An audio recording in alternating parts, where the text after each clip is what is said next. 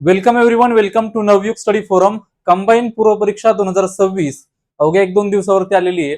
आणि या परीक्षेसाठी काही गोष्टी आपल्याला डिस्कस करायच्यात, काही गोष्टी समजून घेऊया. अभ्यास तुमचा भरपूर झाला असेल, पण शेवटच्या या टप्प्यामध्ये शेवटच्या दिवशी आपल्याला काय लक्षात घेणं गरजेचं आहे. जर तुम्ही फर्स्ट टाइम परीक्षा देत असाल तर काही गोष्टी महत्त्वाच्या आहेत, डॉक्युमेंट असतील किंवा इतर चेकलिस्ट असेल, या सर्व बद्दल आपण डिस्कस करूया. सो प्रत्येक पूर्व परीक्षेच्या अगोदर आपलं एक महत्त्वाचं लेक्चर होतं. या लेक्चरमध्ये आपण फक्त चेकलिस्ट नाही, इतर सर्व गोष्टी डिस्कस करतो. म्हणजे कोणत्या गोष्टी आता तुम्ही केल्या पाहिजेत, म्हणजे डूज आपण डिस्कस करूयात. कोणत्या गोष्टी आपण टाळल्या पाहिजे परीक्षेच्या दरम्यान किंवा या संपूर्ण 1-2 दिवसामध्ये, म्हणजे डोंट्स याबद्दल पण डिस्कस करूया. इम्पॉर्टंट सेशन आहे, शेवटपर्यंत करा, नक्की तुम्हाला फायदा होईल. जर तुम्ही टेलिग्रामला जॉईन नसाल तर टेलिग्रामला जॉईन करा. टेलिग्राम चॅनल तुम्हाला इथे लिंक दिलेली आहे किंवा नाव दिलंय. तुम्ही लिंक डिस्क्रिप्शन मध्ये कमेंट बॉक्स मध्ये आहे, तुम्ही जॉईन करू शकता. जर जॉईन नसाल तर नक्की करा, कारण एक्झामच्या ओरिएंटेड सर्व अपडेट, नोट्स असतील, या सर्व गोष्टी ज्या आहेत त्या टेलिग्रामला आपण शेअर करत असतो. ऍप्लिकेशन डाउनलोड केलं नसेल तर ऍप्लिकेशन डाउनलोड करू शकता. बाकी आपण सुरुवात करूया आपल्या टॉपिकला किंवा आपल्या आजच्या लेक्चरला. सो बघा, कंबाईंड पूर्व परीक्षा आता 14 तारखेला, म्हणजे जेव्हा आज आपण लेक्चर घेतोय परवा ही लेक्चर परीक्षा आहे. कदाचित तुम्ही उद्या लेक्चर पाहत असाल, तर जो काही टाइम राहिला असेल त्या टाइम मध्ये आपल्याला काही गोष्टी विचारात घ्यायच्यात. तो कंबाईंड परीक्षेला एक अभ्यास जो आहे तो लागतो, महत्वाचा आहे अभ्यास, तो एक फॅक्टर सगळ्यात महत्वाचा आहे. पण अभ्यासाव्यतिरिक्त 3-4 फॅक्टर आहेत जे तुम्हाला म्हणजे महत्वाचे, ते तुमच्या फेवर मध्ये असणं गरजेचं आहे. तर सगळ्यात इथून म्हणजे पहिल्या एका वाक्यापासून आपण सुरुवात करूया की confidence doesn't come when you know all the answers, but it comes when you are ready to face all the questions. आता याचं एक प्राईम एक्झाम्पल तुम्हाला सांगतो. राज्यसेवा पूर्व परीक्षा 2026 जी 31 मेला झाली, त्याच्या अगोदर जे परीक्षेला जाता जाता आपण लेक्चर घेतलं होतं, त्या परीक्षे म्हणजे त्या लेक्चरमध्ये आपण एक गोष्ट मी तुम्हाला क्लिअर सांगितली होती, कारण गेल्या महिन्यांमध्ये ज्या काही मेन्स झाल्या, ज्या काही प्रिलिम्स झाल्या, त्या सगळ्या परीक्षा मी स्वतः दिलेल्या. आणि या संपूर्ण ट्रेंडमध्ये मला एक गोष्ट समजली की पेपरची जी काठिण्य पातळी आहे किंवा डेप्थ जी आहे, टॉपिक तेच आहेत परंतु डेप्थ वाढत चालली आहे. काही रॅन्डम क्वेश्चन्स यायला लागलेत, स्टॅटिकला आता करंट लिंक व्हायला लागले, बरेच प्रश्न आहेत यावर्षी राज्यसभेमध्ये, बरोबर. सो आणि कंबाईनचा तर आपण इतिहास पाहिला, 2025 मध्येच कंबाईन पूर्व परीक्षा एवढी अवघड पडली होती की त्याचा कट ऑफ 50 पर्यंत आला होता. त्याच्या मागच्या वर्षी 62.50 होता. तो 12-12.5 मार्कांचा गॅप पडला होता फक्त पेपर डिफिकल्टीमुळं. सो तो फॅक्टर आहे, त्याच्याबद्दल आपण बोलूया. सो हे वाक्य नीट समजून घ्या की कॉन्फिडन्स जो आहे, बघा परीक्षेला आपण चाललोय, तर परीक्षेला अभ्यासाव्यतिरिक्त सगळ्यात महत्वाचा कोणता फॅक्टर असेल तर तो आहे कॉन्फिडन्स. तुम्ही किती अभ्यास केला असेल, पण तुम्ही जर कॉन्फिडंट नसाल की ही परीक्षा मी देणार आहे चांगली, प्रश्न माझ्यासमोर कोणताही आला तर तो प्रश्न सॉल्व्ह करण्याची माझ्याकडे कॅपॅसिटी आहे, माझ्याकडे जेवढं नॉलेज आहे त्या नॉलेजला मी यूज करेल आणि तो प्रश्न सॉल्व्ह करेल, एवढा कॉन्फिडन्स जर तुमच्याकडे असेल तर तुम्ही ही परीक्षा सहजरित्या पास होता. पण जर तुमचा अभ्यास भरपूर झालाय पण तुम्ही टेन्शन घेतलं, तुम्ही जर वायबल झाला की मला नाही समजते, खूप जास्त प्रेशर आला, तर आपण ब्लँक होतो. आणि जर तुम्हाला कदाचित माहित नसेल की असं काही होतं का, तर एक्सपिरियन्स अजिबात घेऊ नका, कारण ह्या गोष्टी होतात. बऱ्याच जणांना बघते होतं, अभ्यास तर भरपूर केलाय, भरपूर रिव्हिजन आपण केलीये, पण परीक्षेमध्ये आपल्याला त्याचं जो आउटपुट आहे तो मिळत नाही. कारण त्या दिवशी किंवा त्याच्या म्हणजे 1-2 दिवस जे अगोदर आहेत त्या दिवशी बरेच जण खूप टेन्शन घेतात, बर्डन घेतात, आणि ह्याच गोष्टींमध्ये काय होतं की थोडा प्रॉब्लेम होतो मार्कांमध्ये, बरोबर. सो हे वाक्य लक्षात ठेवा की जर तुमचा जो कॉन्फिडन्स आहे, तो कॉन्फिडन्स तुम्हाला सगळी उत्तरं माहित असतील तर कधी म्हणजे येईल असं नाहीये. तुम्हाला जर प्रश्न फेस करायची तुमची कॅपॅसिटी असेल, तुमची मेंटॅलिटी असेल, प्रश्न कोणताही येऊ द्या तरी देखील मी तो प्रश्न फेस करेल, तर तुम्ही तो प्रश्न फेस करता आणि प्रश्न सॉल्व्ह देखील करता. बाहेर आल्यावर कळतं आपल्याला बऱ्याच वेळेला की या प्रश्नाला इतक्या सोप्या पद्धतीने सोडवायचं होतं, पण ते तिथं नाही समजत, कारण प्रेशर आपल्यावरती असतं, कॉन्फिडन्स आपण ऑलरेडी गमावलेला असतो. सो हा फॅक्टर सर्वांनी लक्षात ठेवा. राज्यसेवा पूर्व परीक्षेला आता जर तुम्ही एक्झाम दिली असेल किंवा दुसरं कोणी दिली असेल, तुम्ही विचारू शकता. आता मी माझा एक्सपिरियन्स तुम्हाला सांगतो. राज्यसेवा पूर्व परीक्षेला जी म्हणजे 31 मेला झाली, या परीक्षेला ज्यावेळेस सुरुवातीला प्रश्न होते इतिहासाचे, प्रत्येकाला इतिहासाचे पहिले 15 प्रश्न पाहिले असतील. हिस्ट्री सगळ्यात अवघड म्हणला तरी चालेल, किंवा आतापर्यंत जो काही क्वेश्चन पेपर म्हणजे आपण पाहिले असतील, यातला one of the tough paper जो हिस्ट्रीचा तो यावर्षी पडला होता. मी ज्यावेळेस पेपर पाहिला, पहिल्या 10 प्रश्नामध्ये म्हणजे ज्यावेळेस मी प्रश्न पाहत गेलो, पहिल्या 10 प्रश्नामध्ये मला 2 का 3 प्रश्न फक्त सुटले होते शुअरली. बाकी कन्फ्युजन असेल, 2 ऑप्शन्स असतील किंवा सोडवलं नाही, तो विषय वेगळा. पण पहिले 10 जे प्रश्न आहेत ते पाहिले मी, त्यात 2-3 प्रश्न सुटले. आणि पहिल्या 15-20 प्रश्नामध्ये आपण ज्यावेळेस पुढे जातो, ज्यावेळेस आपल्याला कन्फर्म सुटणारे प्रश्न आपण पाहतो, त्यावेळेस आपल्याला समजते की पेपर सोपा आहे का अवघड आहे, किंवा आपल्याला कसं जातोय. पण ज्यावेळेस 15-20 प्रश्न व्हायला आले पेपरमध्ये, त्यावेळेस मला कळलं की हा पेपर खूप अवघड आहे. या प्रश्नाची जे काही लेवल आहे किंवा जे ट्रेंड आहे तो म्हणजे कम्प्लिटली बदललाय आणि डिफिकल्टी खूप जास्त आहे, रॅन्डमनेस खूप आहे. याच्यामुळे काय झालं की जर तुम्ही पहिल्या 5-10 प्रश्नामध्ये तुम्हाला काहीच येत नसेल, मला सर पहिल्या 10 मध्ये 2च प्रश्न सुटले, टेन्शन घेऊ नका, पुढे पेपर असतो. आणि एमपीएससी पेपर खूप टेक्निकली सेट करतं. तुम्हाला वाटत असेल की रॅन्डमली सेट होतोय, असं नाहीये. कट ऑफ मेंटेन करायचा आहे तुम्हाला, हे समजून घ्या. पेपर सेट करताना पेपर खूप डोकं लावून किंवा विचार करून सेट केला जातो. आपल्या संपूर्ण सायकोलॉजी बरोबर तो पेपर 1 तासामध्ये खेळत असतो. सो तुम्ही जर त्याच्यावरती मात मिळवली, तुम्ही त्याच्यावरती विजय मिळवला, तर लक्षात ठेवा की तुम्ही या पेपरला अजिबात म्हणजे तुम्ही याला हे होणार नाही आणि तुम्हाला मार्क येतील. फक्त शेवटच्या प्रश्नापर्यंत काय करायचे, कॉन्फिडन्स गमवायचा नाहीये. बऱ्याच वेळेला असं होतं ना, सुरुवातीचे म्हणजे बरेच प्रश्न अवघड असतात, पण नंतर आपल्याला प्रश्न सुटायला सुरुवात होते आणि शेवटचे मॅथ्स रिझनिंगचे जे प्रश्न असतात त्यात पण ते काय करतात, शेवटी सोपे सोपे प्रश्न 2-3 प्रश्न तुम्हाला मिळून जातात. तर तिथपर्यंत जायला टाइम संपलेला असतो, मग शेवटी पॅनिक होतं आणि आपण मार्क करतो किंवा स्किप करतो क्वेश्चन्स. हे वाक्य लक्षात ठेवा. यानंतरचा पुढचा पॉईंट तुम्हाला वाटतं सगळ्यात महत्वाचा आहे की बघा, एमपीएससी मध्ये मी पर्सनल जेवढं पाहिलं, जेवढे आपली बॅचेस आहेत किंवा प्रिलिम पोस्टर मध्ये पाहिलं असेल, विद्यार्थी भरपूर आहेत. आणि आज म्हणजे बॅच जाऊ द्या, इतर सर्व महाराष्ट्रामध्ये आपण पाहिलं कंबाईनचा अभ्यास करणारे खूप विद्यार्थी आहेत. प्रत्येक जण सिरियसली अभ्यास करतो असं नाहीये, पण मेजॉरिटी विद्यार्थी जे आहेत ते एमपीएससी मध्ये आलेले हे अभ्यास करतात. बऱ्याच लोकांना तो मार्ग समजत नाही की परीक्षेचा अभ्यास करायचा आहे कसा, डिमांड काय आहे परीक्षेची. रॅन्डमली पुस्तक वाचायला सुरुवात केली तर याला अभ्यास नाही म्हणून लक्षात ठेवा. ते समजायला जर तुम्ही सेल्फनी जाल, म्हणजे स्वतः जाल, तर 1-2 वर्ष लागतात. आपण म्हणतो एमपीएससी मध्ये टाइम लागतो, त्या सगळ्या गोष्टी आहेत. पण बघा, सांगण्याचा मुद्दा हा आहे इथं की तुम्हाला जर सगळा अभ्यास तर मी केलाय असं वाटतंय, परंतु महाराष्ट्रामध्ये एवढे विद्यार्थी आहेत, प्रत्येक जण परीक्षा पास होत नाही, लक्षात ठेवा. याचं सगळ्यात मेजर रिझन आहे, ते कंबाईनला खूप जास्त लागू होतं, ते म्हणजे एक्झिक्युशन. एक्झिक्युशन म्हणजे काय, की सर पेपरला गेलोय आपण, अभ्यास भरपूर केलाय, आपल्या डोक्यामध्ये भरपूर अभ्यास आहे, पण त्याला मार्कांमध्ये कन्वर्ट करता आलं पाहिजे. भले तुमचा अभ्यास समजा 50% आहे, पण तुम्ही 50% अभ्यासाला जर 90% आउटपुट मिळवत असाल, याचा तुम्हाला फायदा आहे. कारण या परीक्षेमध्ये शेवटी तुम्हाला मार्क महत्वाचे आहेत. मी आतापर्यंत भरपूर वेळा सांगत आलोय, बाकी कुठल्याच गोष्टीचा विचार करू नका, मार्कांचा विचार करा. कट ऑफ क्लिअर करायचे आपल्याला.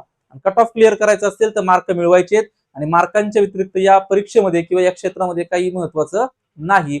मार्क मिळवा. मग मार्क मिळवला सर, इथं कंबाईनला सगळ्यात मेजर प्रॉब्लेम जो मला वाटला की विद्यार्थ्यांना येतो, कारण किती प्रॅक्टिस असेल, किती एक्सपिरियन्स असेल, तरी बऱ्याच गोष्टी चुकतात परीक्षेमध्ये. कारण याचं सगळ्यात मेजर रिझन आहे की आपल्याकडे फक्त 60 मिनिटं आहेत आणि 60 मिनिटांमध्ये आपण 100 प्रश्न सोडवतो, तेव्हाच गडबड होऊ शकते. त्यामुळे एक्झिक्युशन करताना काय करायचं बघा, की जर तुम्हाला तुमचा अभ्यास झाला असेल, तुम्ही ऑलरेडी खूप प्लस मध्ये आहात, तुम्हाला फक्त तुमचा अभ्यास एक्झिक्यूट बरोबर करायचा आहे. जर एक्झिक्युशन बरोबर कराल तर कट ऑफच्या खूप पुढे जाल. जो अभ्यास आहे त्याला मार्कांमध्ये कन्वर्ट करायची प्रोसेस शिका. अभ्यास निस्ता करायचा त्याचा काहीच उपयोग नाहीये, लक्षात ठेवा. तुम्ही अभ्यास कराल, पुस्तकं वाचाल, सर मी नोट्स चांगल्या काढल्यात, रिव्हिजन चांगली केली, सगळं केलं, पण प्रश्न सोडवायला गेलो तर काहीतरी चुकीची म्हणजे आपण उत्तर निवडून येतोय, बेसिक बेसिक प्रश्न चुकवतोय, याला काही अर्थ नाही. जर तुमच्याकडून हे होत असेल, जर तुमचं अभ्यासाचं कन्व्हर्जन मार्कांमध्ये होत नसेल, तुम्ही आता विचार करा की आपल्याला माइंड खूप स्ट्रॉंग घेऊन जायचंय. काय चुका केल्यात अगोदर थोडा विचार करा, आणि मग तुम्ही या सगळ्यात महत्वाच्या फॅक्टरवरती फोकस करा की येत्या पेपरमध्ये आपल्याला रविवारी काय करायचंय, आपल्या नॉलेजचं एक्झिक्युशन करायचंय आणि आपल्याला त्यातनं मार्क मिळवायचे. हा सगळ्यात मेजर फॅक्टर तुम्हाला म्हणजे मला वाटतं की इथं तुम्ही जमला पाहिजे, हा सगळ्यात महत्वाचा आहे. दुसरी गोष्ट मला एक जाणवली कंबाईनला, राज्यसेवेला ही गोष्ट थोडी कमी म्हणू आपण, कारण टाइम भरपूर असतो. पण कंबाईनला तुम्ही किती एक्सपिरियन्स असाल, सर मी 2 मेन्स दिल्या, 3 मेन्स दिल्या, 4 मेन्स दिल्या, किंवा तुम्ही फर्स्ट टाइम प्रिलिम देताय, प्रत्येकाकडून सिली मिस्टेक होतात. ओके, कंबाईनला असा कोणी विद्यार्थी नाही सर मी सिली मिस्टेक आजपर्यंत केल्या नाहीयेत किंवा आजपर्यंत माझ्याकडून होऊ शकत नाहीत ना पुढं. सिली मिस्टेक कोणाकडून देखील होऊ शकतात, माझ्याकडून पण झाल्यात, प्रत्येक पेपरमध्ये झाल्यात, बरोबर. सांगण्याचा मुद्दा काय बघा, की कंबाईनचं मला जेवढं समजलंय गेल्या 2-3 वर्षामध्ये, की कंबाईन मध्ये कोण म्हणजे कोण आहे जो पास होतो. बघा, कंबाईन 24 असेल, कंबाईन 25 असेल, ग्रुप बी, ग्रुप सी. मी स्पेशली कंबाईनचा असं डेडिकेटली प्रिलिम साठी कुठलाही अभ्यास केला नव्हता, पण गेल्या 2 वर्षामध्ये 4 प्रिलिम झाल्या कंबाईनच्या, ग्रुप बी, ग्रुप सी 24 ची, 25 ची ग्रुप बी, ग्रुप सी, मला कुठल्याही प्रिलिमला प्रॉब्लेम आला नाही.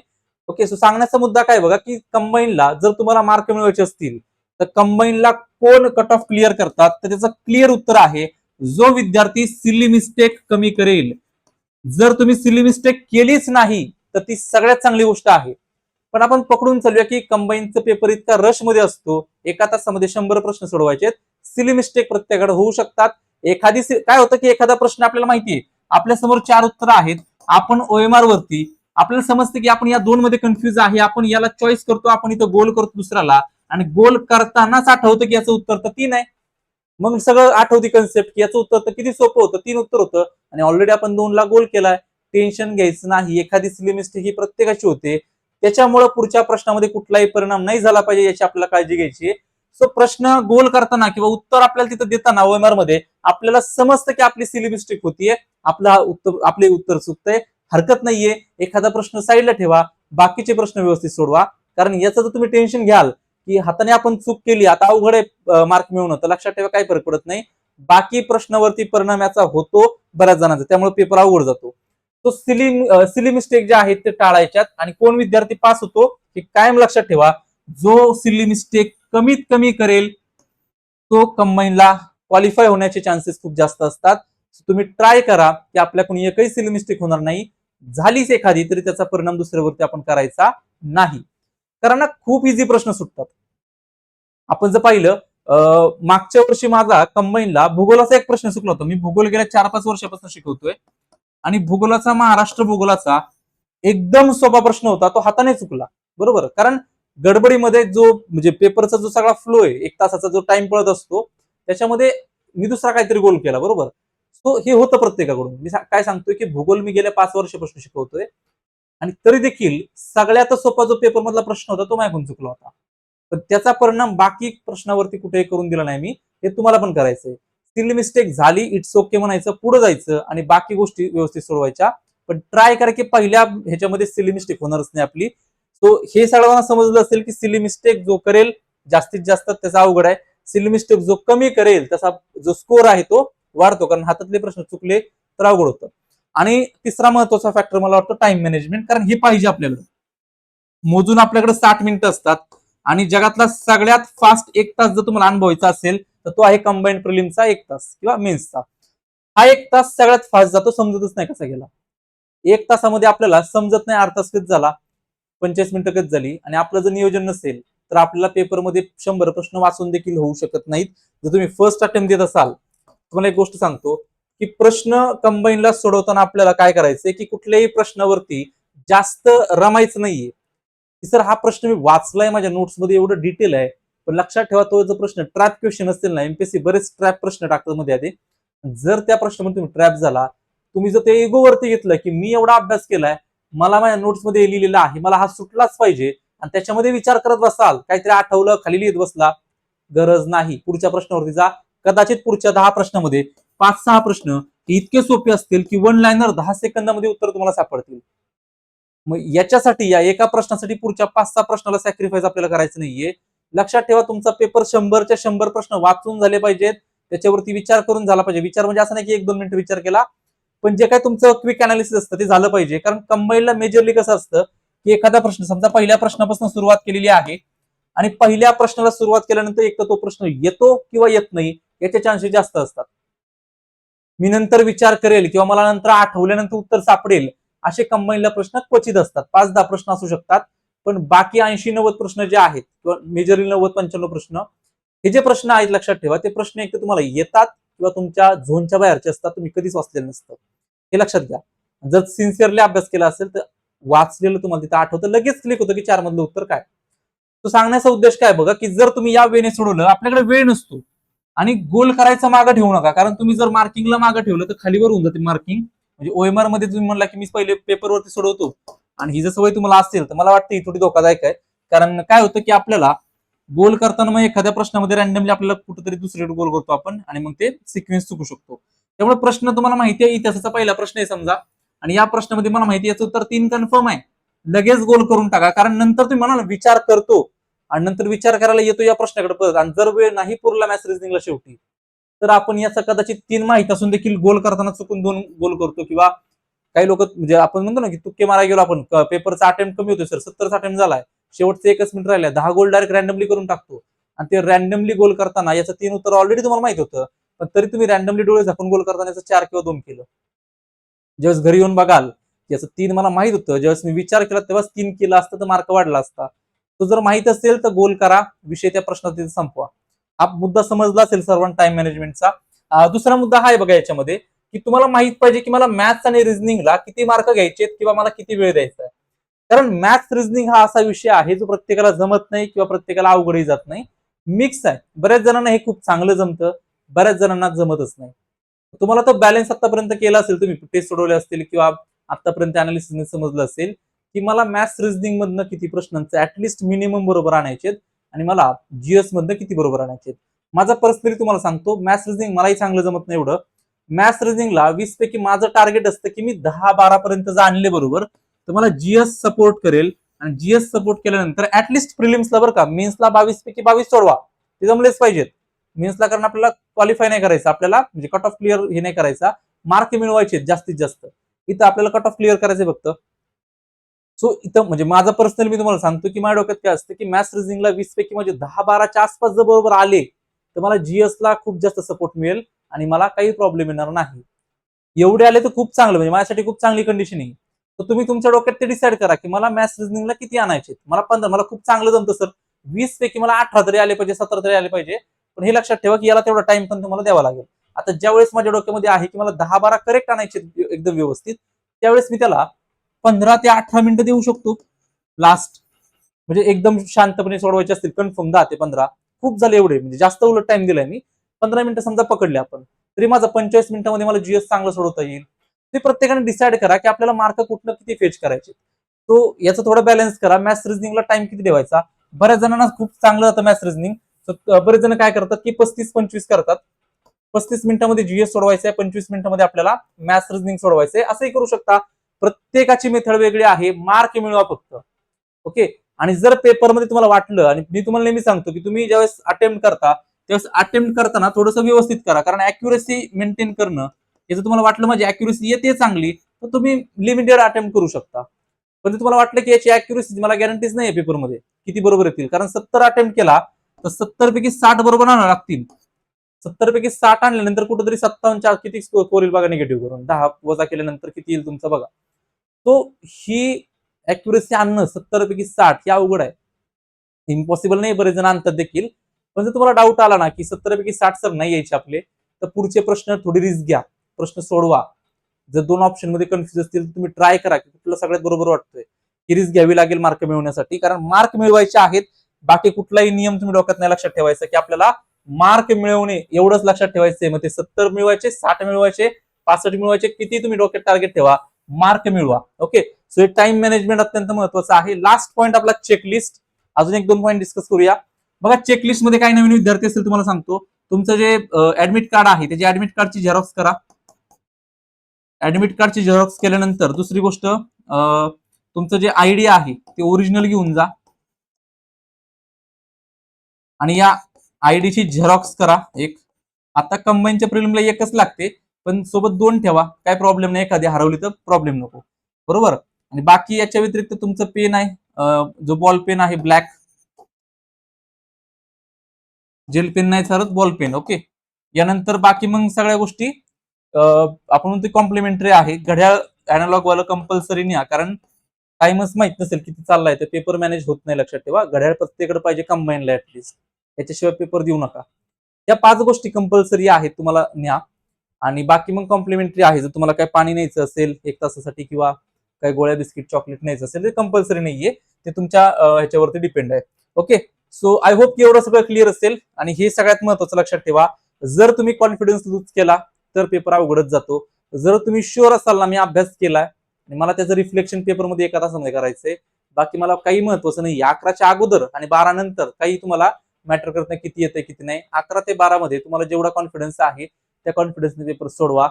आठवा जेवढा अभ्यास केलाय सगळं नॉलेज ते 1 तासामध्ये युज करा, कारण नंतर किती तुम्ही सांगितलं ना 4 लोकांना समजून तरी काही उपयोग नाही, मार्क मिळत नाहीत आपल्याला त्यांनी. बरोबर. सो या 1 तासामध्ये आपल्याला जेवढं डोकं लावायचं आजपर्यंत अभ्यास केला तेवढं सगळं डोकं या 1 तासामध्ये लावायचं आपल्याला. बाकी क्लिअर असावं, यावर्षी पेपर अगोदर फोडू नका. जर कोणाला सवय असेल की 11च्या अगोदरचा पेपर 3 मिनिट अगोदर देतात आणि त्या पेपरवरती मी काय करतो की पेपर, काय ना बरेच जण मी पाहतो की खूप ओव्हर स्मार्ट नेचर राहतं, की भीती नाही अजिबात, पेपर भेटल्यानंतर डायरेक्ट ते सील ओपन करून पेपर वाचायला सुरुवात करतात. कॅमेरे आहेत आणि खरंच ते चालू असतात. तुम्हाला वाटत असेल कुठल्या तरी रूम मध्ये पाहिलं असेल, सीसीटीव्हीचा एक रूम असते, तिथं पूर्ण स्क्रीनवरती एक माणूस बसलेला असतो. कदाचित आतापर्यंत ते जाऊन द्या म्हणून जाऊन देत असतील, की ठीक आहे एवढ्या बार जाऊ द्या, किंवा एवढ्या छोट्या गोष्टीसाठी नकोय करायला. पण आता त्यांना समजलंय की 3 मिनिटांमध्ये देखील खूप पार्शालिटी होते. 3 मिनिटांमध्ये तुम्ही पेपर अगोदर फोडला आणि एखाद्याने बरोबर टाइमला फोडला, तर तुम्ही त्याच्या 7-8 प्रश्न पुढे जाल. बरोबर. आणि हे कम्प्लीट पार्शालिटी आहे, बायसनेस आहे. त्यामुळे आयोगाला कदाचित कोणी कंप्लेंट केली असेल, आणि कदाचित यावर्षी आपण नेहमी म्हणजे वाचलेले की स्ट्रिक्ट होऊ शकतं. स्ट्रिक्ट होण्याचं गरज नाहीये. आपण जर इथं जास्त हे नाही केलं तर आपल्याला काही प्रॉब्लेम येणार नाही. 12 वाजता पेपर ओपन करा, किंवा ज्यावेळेस 11 वाजता पेपर ओपन करा, ज्यावेळेस तुम्हाला वाटेल की योग्य आहे, किंवा सांगितलं तुम्हाला इन्व्हिजिलेटरनी की करा ओपन, त्यावेळेस करा. काही फरक पडत नाही, लक्षात ठेवा. सो हे थोडं डोक्यात ठेवा, कारण जर तिथनं डिस्क्वालिफाय झालो ना आपण यातनं, एमपीएससी 3 वर्ष, 5 वर्ष, आजन्म, किती वर्ष बंदी घालू शकतं. आणि मग काय उपयोग नाही. बरोबर. इतक्या सिली गोष्टीसाठी आपण जर बॅन होणार असेल तर काय अर्थ नाही राहत नाही या गोष्टींना. चला, सो आय होप की इथपर्यंत सर्व क्लिअर असेल. परीक्षेसाठी सर्वांना शुभेच्छा. परीक्षा पूर्ण कॉन्फिडन्सने द्या, कारण कॉन्फिडन्स खूप मॅटर करतो तुमच्या अभ्यासाबरोबर.